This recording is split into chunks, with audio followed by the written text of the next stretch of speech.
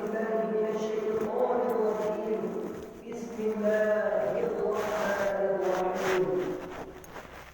يا أيها الناس قد جاءتكم موعظة من ربكم وشفاء لما في الصدور وهدى ورحمة للمؤمنين.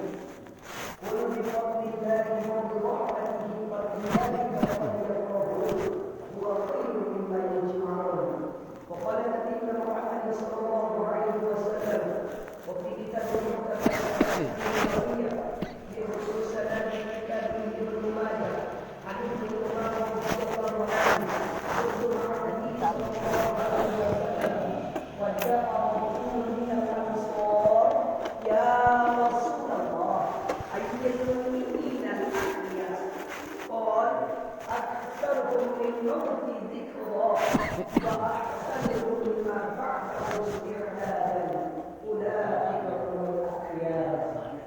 صدق الله العظيم وفي صدق الله في كتابه الكريم وصدق حديث النبي الكريم ونحن على ذلك من الشاهدين والشاكرين والحمد لله رب العالمين.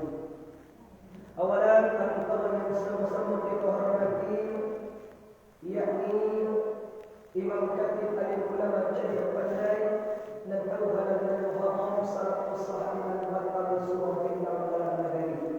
Kemudian bersama-sama kami hormati Al-Qur'an yang amat dan kadang masabat kuat dan berpucuk asabana boleh berkuih sabana tunggal yang bertinggi amal. Kemudian Al-Muqarram yang sama-sama kami hormati pengurus masjid beserta jajarannya serta dengan bapa-bapa para tokoh-tokoh pembuka masyarakat dan tidak bisa menyampaikan satu persatu dan didahulukan salamullah ditinggikan salamullah terkhusus kepada orang-orang salam kedudukan melimpah kehidupan gadang suara tokoh di dalam kampung hiasan dalam negeri berbicara sampai pada umat dan sampai bakal keumuman ke Madinah kepada panji kesabu. Mudah-mudahan kita dan hadir pada satu subuh yang berbahagia ini. Mudah-mudahan kita termasuk hamba-hamba yang Allah yang mendapatkan nama Dia berkiamat. Amin. Amin. Bersyukur kita kepada Ibu Alhamdulillahilladzi ahyana ba'da ma amatana wa ilaihi nusur. Alhamdulillah segala puji bagi Allah yang telah mengizinkan kita untuk hidup kembali setelah dimatikan kita. Ada doa bangun tidur Bapak Ibu yang mungkin al-masyhur di tengah-tengah masyarakat. Nabi ketika sebelum membaca Alhamdulillahilladzi ahyana ba'da ma amatana ke Bapak Ibu, yakni Nabi membaca terlebih dahulu Alhamdulillahilladzi afani fi jasadi. Alhamdulillahilladzi afani fi jasadi. Segala puji bagi Engkau ya Allah yang telah menyehatkan jasadku wa rudda alayya ruhi dan mengembalikan ruhku di saat tidurku. Engkau terbangkan ruhku kata Nabi. Kemudian wa adina dzikri dan Engkau izinkan aku untuk mengenal. Aku doa-doa sehingga dekaran mudah banyak disampaikan ustaz-ustaz sehingga lupa kita atau lupa tentang Quran. Padahal waktu khususnya lebih hebat dibandingkan kita bersyukur hanya setelah dibangunkan kita dari mati kita.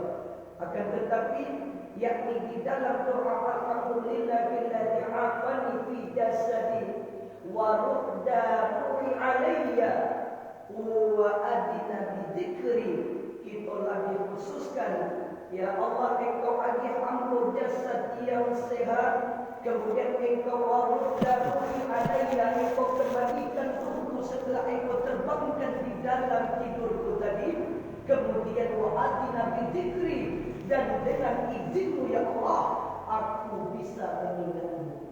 Oh yang lebih hebat Bapak Ibu, sehingga ulama-ulama salaf atau para yaitu ulama muhaddis selalu mengamalkan doa itu. Salah satunya Muaz setiap jagoannya ini selalu membaca alhamdulillahi afani fi jasadi wa rudda alayya ruhi wa adna bi dzikri. Selalu dibaca agar apa? Menjadi orang-orang yang bersyukur. Akulah itu kembali kepada bersyukur atas segala nikmat yang diberikan oleh Allah, sehingga bisa kita berkumpul dan sejibah melaksanakannya itu fardu subuh kita, lalu bertafakkur menggunakan atau mengulang-ulang kaji, yakni pada subuh pada kesempatan hari ini. Kemudian berdoa kepada Allah agar senantiasa salawat dan salam kita tercurahkan buat Habibana Mustafa Muhammad sallallahu alaihi wasallam. Orang yang paling mencikir kata Nabi bukan orang yang tidak akan bersedekah. Orang yang paling pilih itu bukan orang yang tidak akan membuatkan zakat, tapi bahwa inna tasmi'u ila Nabi lam tasbihu bisalat. Adanya mandangan nama Nabi, tapi tidaknya bersolawat kepada Nabi. Itu orang yang paling kikir. Lalu, jadi kalau itu mandangan nama Nabi, kita bersolawat kepada Nabi.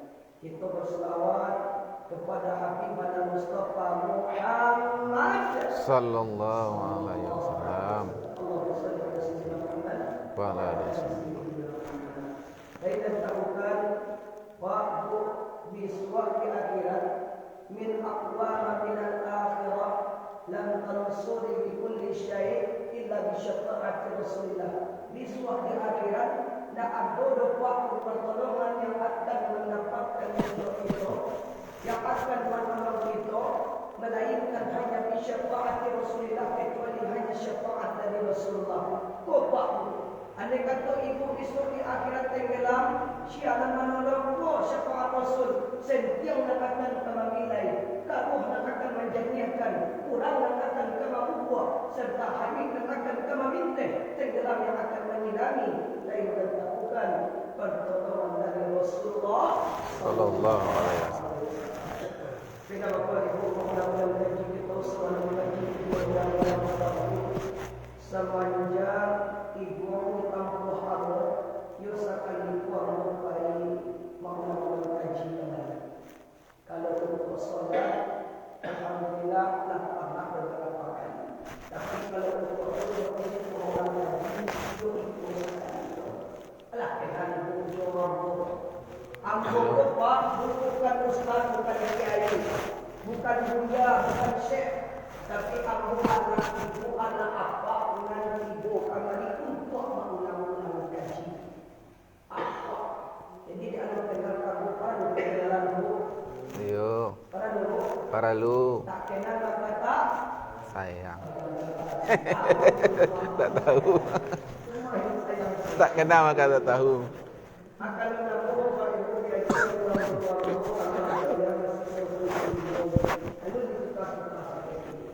yaitu ridho fadli, asli orang meninjau sempurna danau jorok muka jalan nagari Tanjung Sari Kabupaten Akam Provinsi Sumatera. Dulu aku tamat SD mondok di Darussalam Tinaga 7 tahun. Dan tamat 7 tahun aku mondok dari di Sumatera Utara, yaitu di Purbabaru Mustafa. Cuma setahun untuk untuk pembekalan kita. Kemudian aku nyambung kuliah di IAIN tinggi jurusan ilmu Al-Quran dan tafsir. Jadi waktu kalau masuk contoh di luar, lepas tak berbuat contoh atau berbuat. Jadi kalau berbuat namanya bapak ibu kalau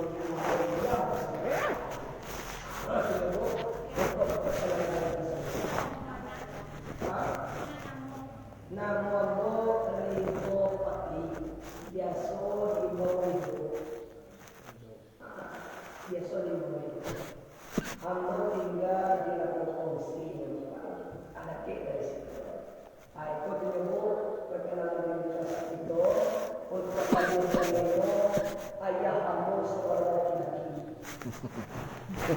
Bismillahirrahmanirrahim. Kajian kita pada subuh yang berbahagia ini Kita akan mengulas sedikit tentang kajian tafsir hadis, yang mana hadis menjadi sumber yakni untuk petunjuk dalam hidup kita. Bahwa banyak kini kita memahami hadis, memahami ayat itu dengan rohiyun. Sedangkan Nabi menyebutkan man fasara Qur'ana bi rohihi falyatabawwa maq'adahu minan nar. Sia-sia menafsirkan Al-Quran, menafsirkan hadis Nabi sesuai dengan akal saja. Falyatabawwa, maka ambillah, mana dia ambil maq'adahu minan nar, kata Nabi, sampai sesuatu minan. Hadis sahih Bukhari. Sehingga ketika kita dalam memahami hadis, kita cari referensinya. Ada tak hadis Nabi yang berbeza? Atau ada tak munasabah hadis dengan munasabah, iaitu keterkaitan hadis dengan hadis lainnya? Itu biasanya saling berkesinambungan antara ayat dengan ayat, ada penjelasannya. Sehingga tak bisa kita menafsirkan dengan akal kita saja. Oh, tak masuk akal dah. Kalau masalah firman Allah tak bisa dimasuk-masuk akal. Kau bisa dimasuk akal tu ayat tentang Isra Mi'raj bisa dimasuk akal. Tidak. Buat perjalanan Isra Mi'raj Nabi dari langit bersama dengan Masjidil Haram ke Masjidil Aqsa sampai ke Sidratul Muntaha, ini pertama, kedua, sampai ke tujuh. Sidratul Muntaha dia tinggi 74, Mustawa Rahman, Rokok, Aras, Kursi, Lut, Kolam, Hadratul Qudusiyah, tujuh katanya. Jadi pun tak tabayang di akal dah. Maknanya iman yang harus dibalani. Atau waktu dalam memahami Al-Quran, dalam memahami hadis dari Rasulullah sallallahu alaihi wasallam. Atau temanya tentang kajian tafsir kini kau, kita ambil satu hadis Rasulullah itu yang ketika itu terjadi di bulan Rabiul Awal. Walaupun pada masa Nabi tahun Hijriah memang ada batu, tapi ketika itu dihitung oleh para muhaddis bahwasanya perkumpulan pada Nasul Nabi ketika hijrah dari Makkah ke Madinah kurang lebih 2 bulan di Madinah, Nabi membuat nikah buat itu.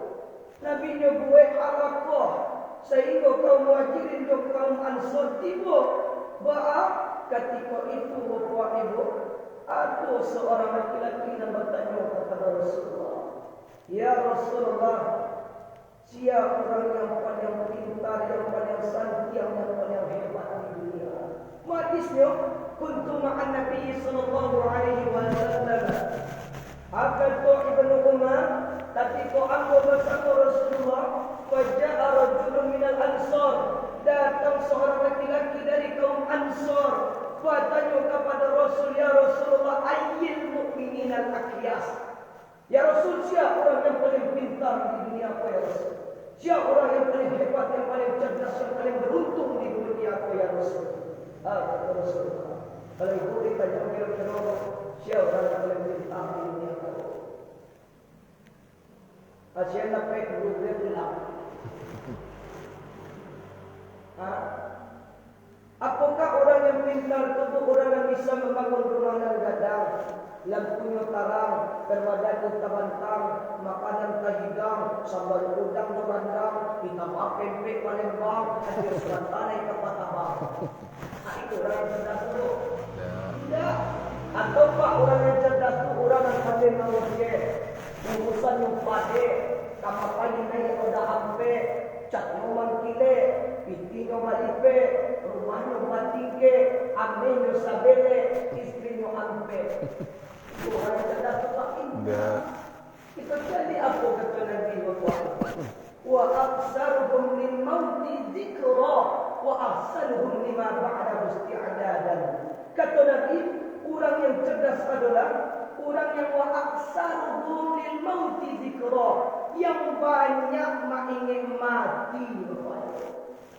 Karena orang yang banyak ingin mati, yang dia penjelasan oleh Nabi, wa ahsanuhum lima ba'dahu isti'dadan. Mereka lain dan tak bukan, kalau orang beribadah ingin mati, maka setiap ibadah yang ingin lakukan lain dan tak bukan adalah yang terbaik yang ingin lakukan. Karena bahwa yang yakin itu dan akan mati di suatu akhirat. Ibu mati mau amal atau amal? Kita apa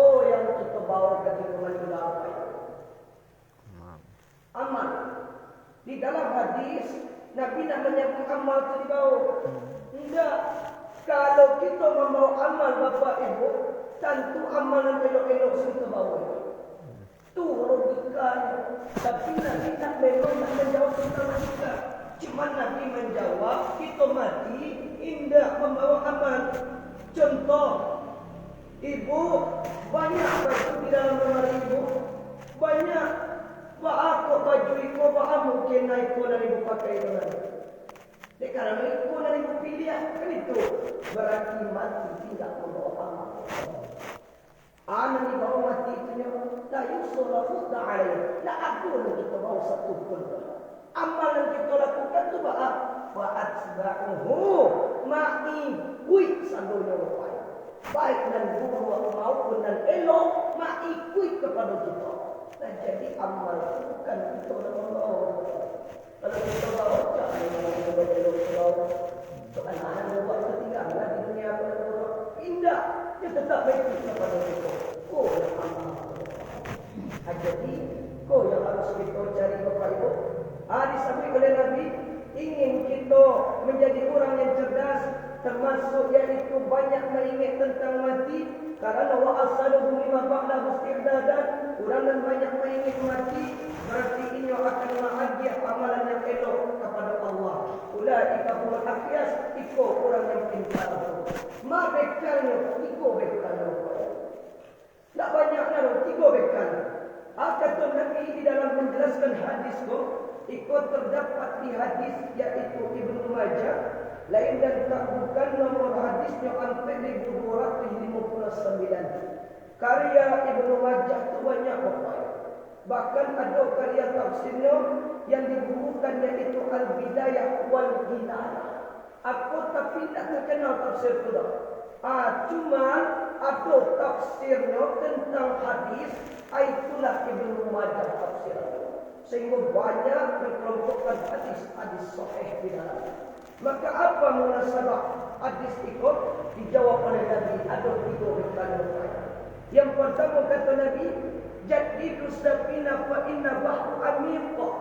Yang pertama, memperbaharui kapal kerana lautan hidup amatlah dalam.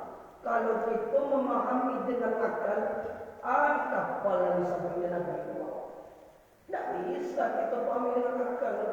Sehingga Nabi sudah membuat tafsirannya dengan bahasa sastra yang sangat tinggi. Nabi menyebut kapal, tapi penjelasan muhaddis tentang penafsiran hadis pun wa huwa safina yang dimaksud dengan kapal wa fi ra'i ayyil iman, itu adalah iman.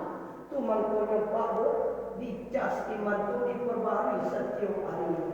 Sehingga Bapak Ibu, dalam satu hari ada hampir masa yang dilakukan. Pagi, siang, sore, malam. Hampir waktu boleh bersoboh ibu. Apa? Lain. Aku jadi ketika hampir waktu dia diajak Allah, jas iman kita tadi. Baca roman jasnya, bizikri Allah, yakni mengingat beribadah kepada Allah. Dalam solat Bapak Ibu, Nabi menyebutkan ada 3 yang harus dimasukkan rasul dalam solat. Kalau tidak dimasukkan dan 3 ke Bapak Ibu, tidak akan kusuk sembahyang itu. Indah tadi diterima ke sembahyang itu. Madalnya di dalam yaitu kitab yang dikarang oleh yaitu Imam Abu Hajar Al-Asqalani, 83 kitab karangan salah satu kitab Bulughul Maram, mengatakan salah satu min aqsami bis shalah, ada 3 perasaan yang harus ditanamkan dalam salat. Yang pertama yaitu ahabba bi kulli ibadah, rasa cinta terhadap ibadah. Maka kalimatnya puji Allah. Bismillahirrahmanirrahim. Alhamdulillahi rabbil alamin. 2 kalimat ayat itu kalimat cinta puji Allah. Kita kan naik waktu masuk-masuk muda dulu. Kalau nikah berpak leh. Aku suka ibu bapak. Ibu kalau suka bapak, ibu kita bapak atau ibu sanjung-sanjung. Sanjung. Makanya kalau kita cinta kepada Allah, kita sanjung Allah. Tapi kalau kalau nak kita tanamkan rasa cinta kepada maka akan diterima solat itu nak atau khusus. Kau maknanya di Al-Fatihah tu apa itu? Kalau kajian tafsir surah Al-Fatihah, setiap ayat itu jawab oleh Allah. Saya ada 5 yakni usaha wasilah kita untuk mendapatkan hidayah. Malam hidayah tadi kita di Al-Fatihah itu berdoa apa itu?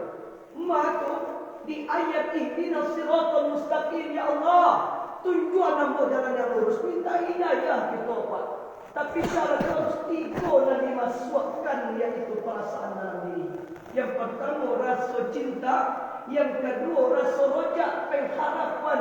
Maka kalimatnya Ar-Rahman Ar-Rahim. Maka pakailah nama-nama lain dari Asmaul Husna yang dikhususkan Ar-Rahman Ar-Rahim di dalam surah Al-Fatihah. Dan yang ketiga perasaan yang terakhir yang dimasukkan wa inna aulabil khauf, masukkan perasaan takut. Ketika maaf, ketika mendengar atau membaca Maliki Yaumiddin, hanya Allah yang menguasai hari pembalasan. Itu rasa takut ada Pak. Kalau orang yang sembahyang bersama ini dia kalau ada rasa takutnya. Takut sembahyang hendak diterima. Takut solatnya kini kau hendak diterima oleh Allah. Atau bekuna bisa solatlah, ikut pula solat yang terakhir. Maka itu yang harus ditanamkan rasa takut kepada Allah. Bila Allah mengucapkan Malik Yaumiddin Pak, di dalam hadis-hadis akhir zaman, yakni Allah mengucapkan Malik Yaumiddin ketika trompet sangkakala ditiupkan oleh malaikat Israfil. Kemudian kata Nabi, wa baritu fi aqwami isnain bi kulli arba'in. Maka ketika tiupan pertama dengan tiupan kedua itu hampir puluh. Masuknya lamanya hampir puluh. Para muhaddis menafsirkan hadis itu banyak pendapatnya. Indah sepakatlah tentang satu jawaban. Ada namanya hampir puluh hari, ada namanya hampir puluh bulan, ada namanya hampir puluh tahun. Banyak yang jadi Nabi menyebut arba'in. Ketika waktu ditiupkan trompet pertama juga kedua Pak Bu, Malik Yaumiddin, kata Allah, ambo Allah lah yang menguasai hari pembalasan. Masih jual dulu dan serakah, mada jontunan sombong dulu mana. Sehingga kau yang sampaikan oleh Allah, ada rasa takut kita ketika dalam beribadah. Kau tiga perasaan yang masukkan Allah. Sehingga bekal yang pertama memperbaharui iman dengan cara berzikrillah, mengingat Allah agar tercasnya iman. Masalah satunya kau bermajlis ilmu, kau salah satu wasilah atau jalan untuk mencas iman itu. Karena doa di situ kita bisa bertawawun 'alal birri wat taqwa. Kita di situ bisa untuk saling atilun nasihat, saling nasihat. Kau jalan. Kemudian singkit cerita atau pembahasan kita nampak dia sampai di bawah. Sampai matahari terbit. Dia menjelang waktu syuruk. Iyo.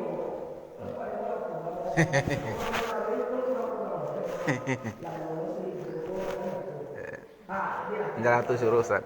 Yang kedua, Pak, bekal yang harus kita cari kata Nabi, wa kutiza kamilan wa inna safar ba'id.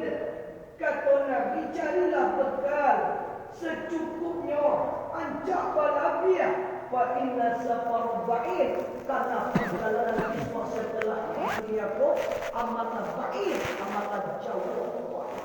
Sehingga kalau kita tidak ada bekal dalam hidup, tidak akan bisa kita selamat di akhirat.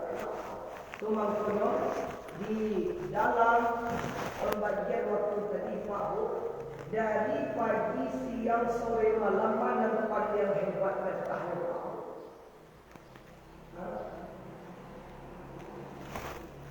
Saya tahu betul pagi, siang, sore atau malam? Pagi. Pagi. Malam. Ada Bu, Pak yang mulia itu malam. Karena saking mulia di dalam Al-Quran yang 30 juz yang 1.300 surah 6.200 36 ayat. Banyak namanya 6 ribuan lagi ada 36 ayat. Dua. Tapi yang paling sahih ketika terjadinya nasikh wal mansukh, ada ayat yang dikeluarkan dan dimansukh oleh ayat yang lain dan sama. Sehingga berkurang jadinya 6.236. Ada itu dalam kitab tafsir Ibnu Katsir. Tafsir yang paling lengkap pembahasannya, yang paling bisa dijadikan sebagai hujjah. Kemudian ustaz-ustaz para mubalik ada pertemuan yaitu basul masail namanya. Basul masail itu artinya membahas ketekanan bagaimana tentang hukum menurut daripada isim alat dari al-lughatul arabiyah. Itu mengkuni basul masail itu dikenal oleh para dai-dai itu. Artinya basul masail itu pembahasannya agar bahwa setiap orang mubalik satu ide, satu pembahasan, satu pikiran. Jangan beko satu ustaz menyebut haram, satu ustaz menyebut makruh, satu ustaz menyebut sunnah, sehingga hancur pemahaman masyarakat. Ada namanya ustaz kau batal tak itu. Kalau tidak zikir beko batal solatnya. Atau kalau misalnya pakai kunut, tak ada kunut dah. Banyak ustaz yang pengen itu. Sehingga kau yang harus dilakukan para yang balik tadi bersatu, duduk bersama, bahas basul masail, apa hukumnya, cari iaitu dalilnya, bahas masalah mahal iqrab dari kalimat hadis tersebut. Kau yang perlu kita lakukan. Ambo ketika itu Pak, Bu, ambo pun balik ke agam atau ke sebagai barat baru tahun 2020 awal Januari tahun 2020 sampai ambo baru balik kembali. Kami mau kuliah dulu, ambo payah menyambung kuliah ke S2 ke UIN, Universitas Islam Malaysia di Selangor. Berlalu mau di sini Bapak Ibu, kuliah ambo cuma 1 semester. Utuh beasiswa Bapak Ibu. Sehingga boleh bisa mencari 4.200 ringgit dalam 1 semester, kurang lebih 6 juta sekian Bapak. Sehingga Bapak Ibu menjual orang Bapak Ibu. Hanya sekedar habisnya 6 bulan, 8 bulan ambo yang di Malaysia, baik muka ke Indonesia, cuma lewat transit ambo ke Singapura. Di Singapura ambo Bapak Ibu, yakni membantu orang Cina koko-koko di sini.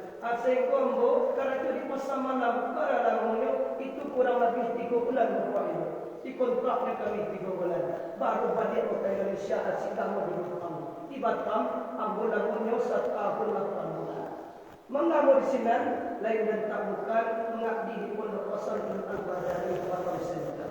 Di sini PNB namanya Pak, Persatuan Mubalik Batam. Setiap di Batam itu ada 7 kecamatan. Sehingga 1 kecamatan 1 mubaliknya, ada ketuanya. Dan sekali seminggu pertemuan bahas basul masail. Kalau itu yang terjadi di tengah masyarakat, ada ustaz menyebutkan solat sunat fajar dengan solat sunat qabliyah itu beda.